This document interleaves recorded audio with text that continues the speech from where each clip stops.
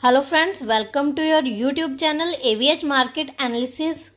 सो friends, आज हम बात करने जा रहे हैं ओला इलेक्ट्रिक मोबिलिटी स्टॉक के बारे में। जैसे कि आप सभी ने देखा कि स्टॉक में हमें जो है फ्राइडे के ट्रेडिंग सेशन में मार्केट की गिरावट के कारण जो है लगभग 3% की गिरावट देखने को मिली है और स्टॉक जो है 73 रुपीज़ पर जो है हमें क्लोजिंग देता हुआ दिखाई दिया। हालांकि अगर देखा जाए तो स्टॉक अपने हाई लेवल से बहुत करेक्ट हो चुका है। लगभग जो है स्टॉक ने 158 रुपीज़ का जो है अपना ऑल टाइम हाई लगाया हुआ है और अपने ऑल टाइम हाई से लगभग जो है 50% गिरावट हमें स्टॉक में देखने को मिली है। बहुत भारी गिरावट इस स्टॉक में आई है।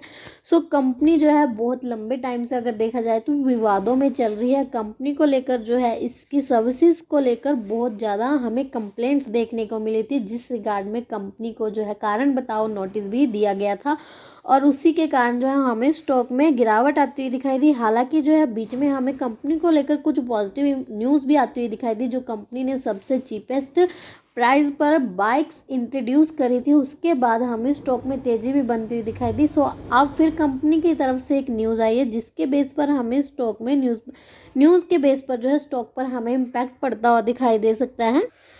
जैसे कि आप सभी को पता है कि ओला इलेक्ट्रिक शेयर पर जो है कस्टमर शिकायतों की जांच के बीच ओला इलेक्ट्रिक को तीसरा नोटिस मिला, यानी कि जो है कंपनी को जो है इस शेयर पर जो है इसके कस्टमर्स की बहुत ज़्यादा शिकायतें आ रही थी और अब जो है कंपनी को तीसरा नोटिस मिला है। और इलेक्ट्रिकल टू व्हीलर कंपनी ओला इलेक्ट्रिकल मोबिलिटी लिमिटेड ने शुक्रवार को कहा कि उससे सेंट्रल कंज्यूमर प्रोटेक्शन अथॉरिटी यानी कि सीसीपीए से आज से तीसरा पत्र मिला है, जिसमें इसके इलेक्ट्रिकल टू व्हीलर के बारे में 10,000 से अधिक कस्टमर शिकायतों की जांच से संबंधित अतिरिक्त जानकारी मांगी गई है। यानी कि तीसरा एक लेटर नोटिस मिला है कंपनी को और जो शिकायतें हैं उनके रिकॉर्ड में जो है अब फिर से सीसीपीए ने उनसे जानकारी मांगी है।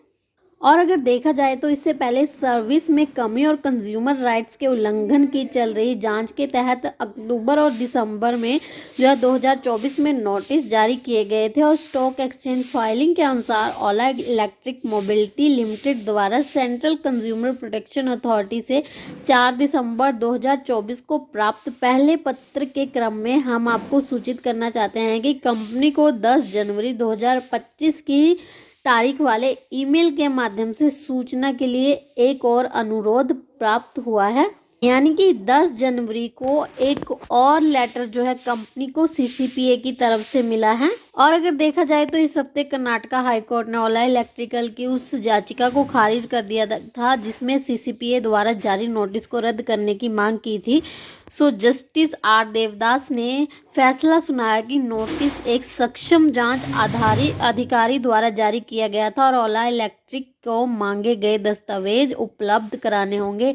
यानी कि कंपनी ने एक याचिका भी दायर की थी हाईकोर्ट में कि जो नोटिस कंपनी को मिला है उसको रद्द कर दिया जाए, लेकिन अब वो नोटिस रद्द नहीं हुआ और कंपनी को जो है उन सभी दस्तावेज के बारे में सभी इन्फॉर्मेशन जो है सीसीपीए को प्रोवाइड करनी होगी।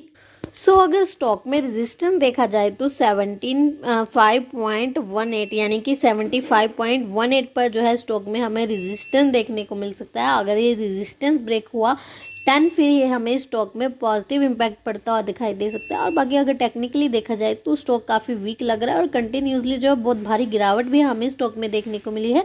बाकी न्यूज़ के बेस पर जो है हमें स्टॉक पर इम्पैक्ट भी पड़ता हुआ दिखाई दे सकता है। फ्रेंड्स, अगर आपने अभी तक हमारे चैनल को सब्सक्राइब नहीं किया है तो शेयर मार्केट से जुड़ी लेटेस्ट अपडेट जानने के लिए please subscribe my channel and thank you for watching this video and have a great day guys.